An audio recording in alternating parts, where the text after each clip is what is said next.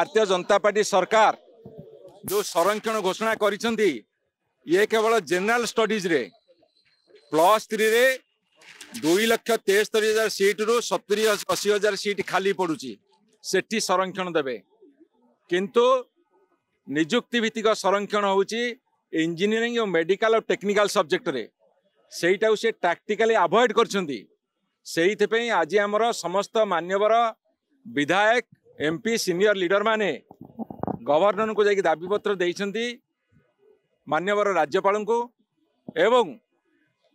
से कहिछंती एक कथा राज्य सरकार साथे आलोचना करिवे आमे एठो राज्यपाल को भेटी सरला परे गोटे विशेष वार्ता देवा को चाहूँ सरकार को जदि SC/ST पिला 20% जगार 39% तांकर जा प्राप्य दिया जाओ OBC को 0 दौरान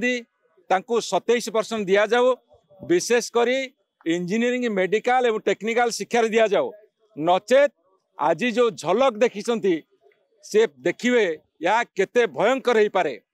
एवं सारा ओडिशा रे प्रति जिला हेडक्वार्टर रे प्रति सब डिविजन स्तर रे प्रति ब्लॉक स्तर रे पंचायत स्तर रे गाँ स्तर रे पल्ली ठारू राजधानी जाए आमे ए आंदोलन को तीव्रतर करिवो जेते दिन पर्यंत 54% OBC 39% SC/ST तांकर न्याज्य दाबी हासिल करना बिजु जनता दल दुर्बार शपथ नहीं ए आंदोलन को बढ़ेवा एवं दरकार पड़िले ए सरकार समस्त रथचक को अचल कर दिया जिवो। आज होची झलक